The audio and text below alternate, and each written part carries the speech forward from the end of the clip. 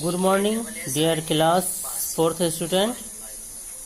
We are in English class and we are doing lesson 7, A Family on the Roof from English language.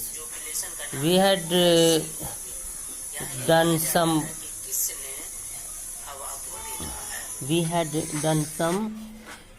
question in previous class, and today I will see section D, writing, D2 and also D2 speaking and also E section writing. बच्चों, हम लोग English language की class में lesson 7 का जो कि a family on the roof है उसका हम कुछ एक्सरसाइज कर रहे हैं। पिछले क्लास में हमने एक्सरसाइज किया था, आज हम लोग D2 करेंगे। ठीक है, पिछले क्लास में हम लोगों ने जो किया था आज हम उससे आगे जिलानी भाई उससे आगे हम लोग D2 करेंगे, और जो कि स्पीकिंग है, और साथ में ई करेंगे जो कि राइटिंग है। तो D2 जो है वो आपको सिर्फ रीडिंग लगाना है, जो कि मैंने कल कहा था आप लोगों को रीडिंग लगाने के लिए। आई डोंट नो आप लोगों ने रीडिंग लगाया कि नहीं, लेकिन उम्मीद कर सकता हूँ कि आप लोगों ने लगाया होगा। देखिए D2 में क्या कहा जा रहा है।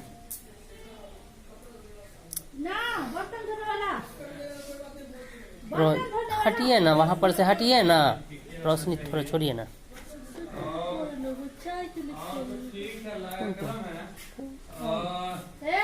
स्पीकिंग देखिए, speaking D2, Sonali is the team leader for a school trip to the history museum in the city. The telephones the museum office to make the arrangement for her team's visit there. Read the conversation. ये देखिए, सोनाली ये team leader है अपने school की, जो history museum में जाना चाहती है। तो वो अरेंजमेंट के लिए म्यूजियम ऑफिस में कॉल करती है। वो कॉल का कैसे कन्वर्सेशन होता है उसे यहाँ बताया गया है। तो जैसे देखिए, hello, is this the city history museum. ये कौन कह रही है? सोनल कह रही है कि क्या ये सिटी हिस्टोरी म्यूजियम है। तो वहाँ से जवाब मिलता है, yes, how may I help you. तो यहाँ से कह रही है, I am Sonal Majumdar calling from Sunny Hill Public School. Our class plans to visit the museum next week to collect information for a writing project. You are most welcome. ये अपना बताती है सोनल कि मैं जो है राइटिंग प्रोजेक्ट के लिए मैं म्यूज़ियम में जाना चाहती हूँ, विज़िट करना चाहती हूँ। वहाँ से कहा जाता है कि आपका मोस्ट वेलकम है। तो could you tell me on which day the week our team can come here and at what time? तो ये सोनल पूछती है कि आप बता सकते हैं कि कौन से दिन और किस वक्त हम लोग वहाँ आ सकते हैं। तो जवाब देती है, the museum is open on all day except Monday and public holiday from 10 AM until 5 PM। तो बताती है ऑफिस इंचार्ज के वहाँ जो है जो ऑपरेटर है वो बताती है कि यहाँ ये म्यूज़ियम जो है मंडे या पब्लिक हॉलीडे जो होता है उसे छोड़ करके रोज़ाना 10 बजे से 5 बजे तक खुला होता है। आप जब भी आ जाइए। और साथ ही the ticket cost 20 rupee for adult and 10 rupees for children. और टिकट का दाम बताती है कि एडल्ट के लिए, जवान के लिए 20 रुपया और बच्चों के लिए 10 रुपया है। We plan to come on Wednesday at 10 o'clock. We also wish to watch the biographical film screened in the museum theater. वो कहते हैं कि हम लोग प्लान कर रहे हैं कि वेंसडे को, बुध को हम लोग 10 बजे आएंगे, और हम बायोग्राफिकल फिल्म भी देखना चाहेंगे जो कि म्यूज़ियम के थिएटर में है। तो उस पर वहाँ से जवाब आता है, yes, Wednesday will be fine. वहाँ से आता है कि हाँ, वेंसडे अच्छा रहेगा। The film we are currently showing based on the life of Subhash Chandra Bose. और ये भी जानकारी दिया जाता है कि वहाँ जो फिल्म दिखाया जा रहा है वो सुभाष चंद्र बोस के जीवन पर है। The show starts at 12 o'clock, जो कि 12 बजे शुरू होता है show. Do we need to book seat for the show, क्या हमें शो के लिए सीट बुक करना होगा? Not really, we usually don't have many people coming for the screening, the theatre can seat 60 people. तो वहाँ से जवाब आता है कि नहीं, ज़रूरी नहीं है, वह स्क्रीनिंग के लिए, ये फिल्म देखने के लिए बहुत ही कम लोग आते हैं आमतौर पे। यहाँ 60 लोगों के बैठ सकते हैं, 60 लोगों के लिए सीट है। We are only 20 of us, तो मुझे सोनल बोलती है कि हम लोग सिर्फ 20 हैं। Then it will not be a problem at all, तो वहाँ से जवाब आता है कि नहीं, तो फिर कोई भी प्रॉब्लम नहीं होगी। Thank you very much for giving me the information. आगे सोनल कहती है कि आपने मुझे इन्फॉर्मेशन इन्फॉर्मेशन दिया, इसके लिए आपका शुक्रिया, यू आर वेलकम। आप फिर वहाँ से जवाब आता है यू आर वेलकम। इस तरह से ये कन्वर्सेशन है। आगे आपको इसी टाइप से कोई एक टॉपिक लेकर के आपको खुद भी कन्वर्सेशन करना है। कन्वर्सेशन लिखिएगा।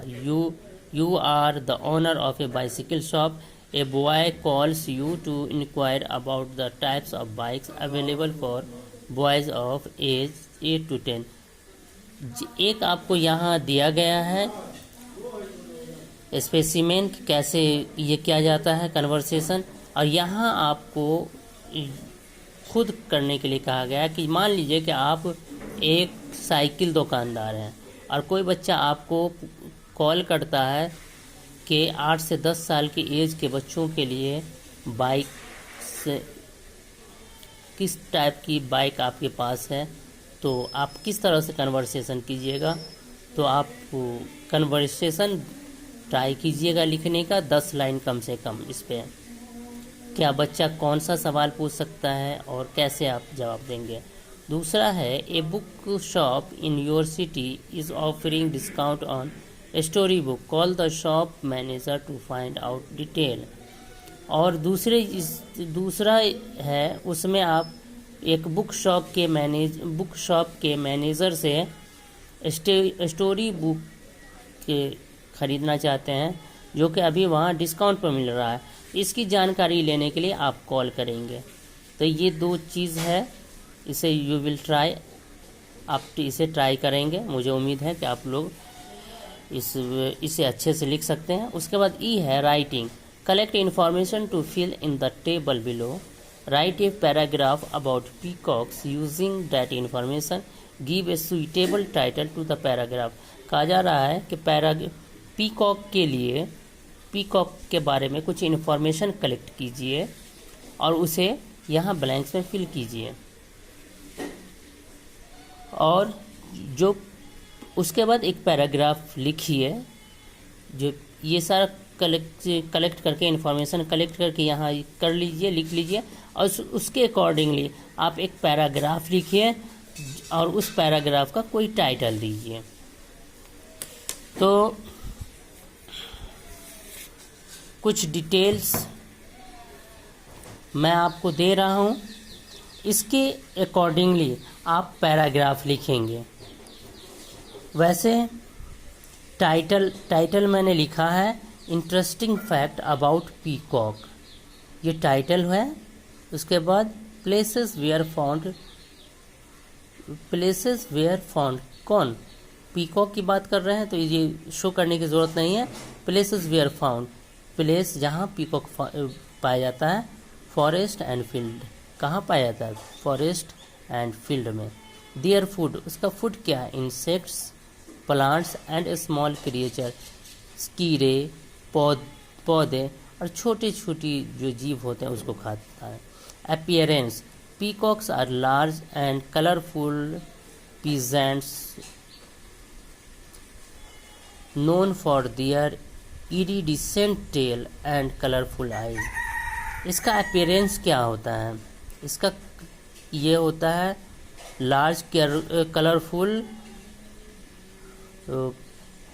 दुम होता है उसका, जिसमें अलग अलग इरिडिसेंट, अलग अलग तरीके के अलग अलग किस्म के रंग होते हैं उसमें, सतरंगी टाइप का कलर होता है उसका।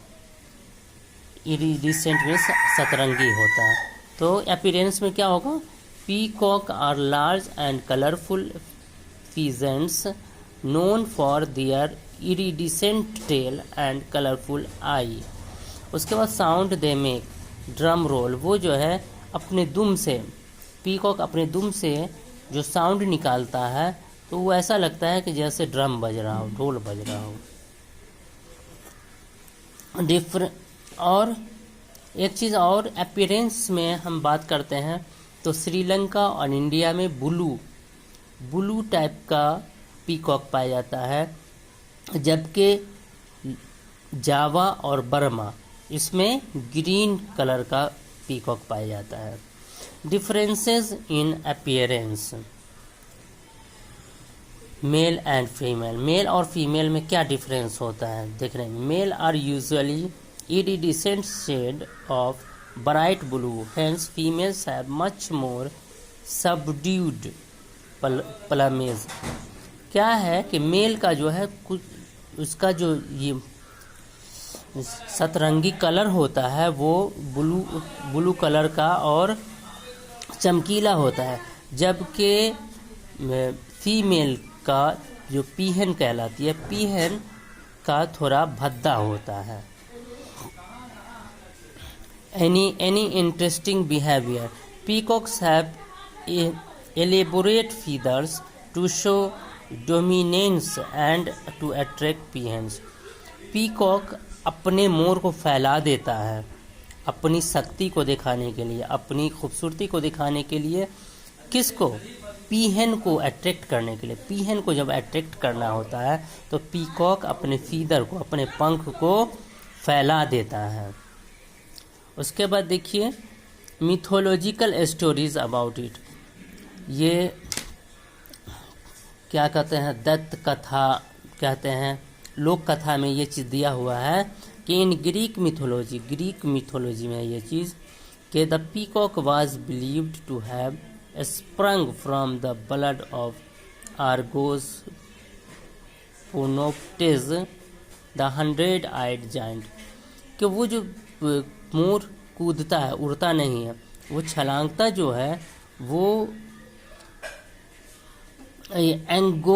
एंगेज पेनोप्टेस, जो कि 1000 आँखों वाला एक बड़ा सा जानवर था, एक बड़ा सा कोई भी जीव था, दैत्य था, कुछ भी था। तो वो जिस तरह से कूदता था, छलांगता था, उससे उसको वो चीज़ मिला है। क्योंकि आर्गोज जब मर गया तो हेरा ने उसकी आँख 100 आइज था उसे भी, तो उसकी आँख को पीकॉक के दुम पे लगा दिया। हेरा ने पीकॉक के दुम पे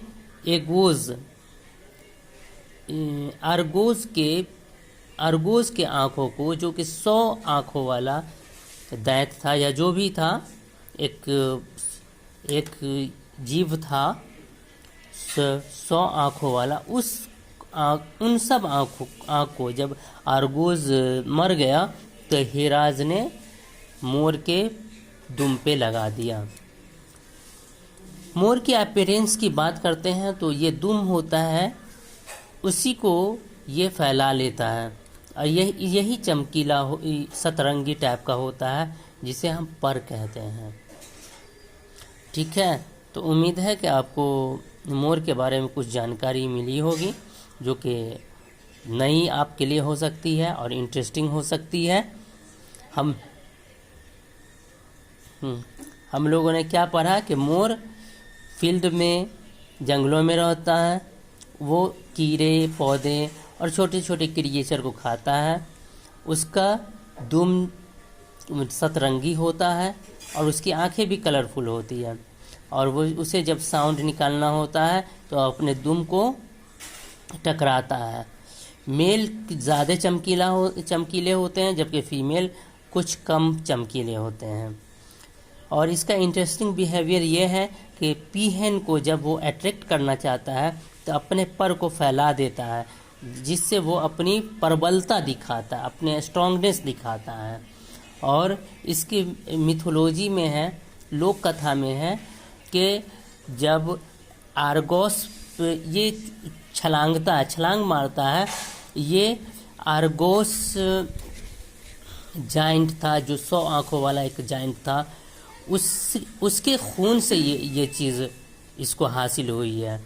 और क्योंकि जब वो आर्गोस मर गया तो उसकी आंखें जो थी वो पीकॉक के, मोर के दुम पर लगा दिया गया, जिससे वो सतरंगी हो गया। साथ ही उसमें ये व्यवहार आ गया कि वो छलांग मारता है, वो कूदता है।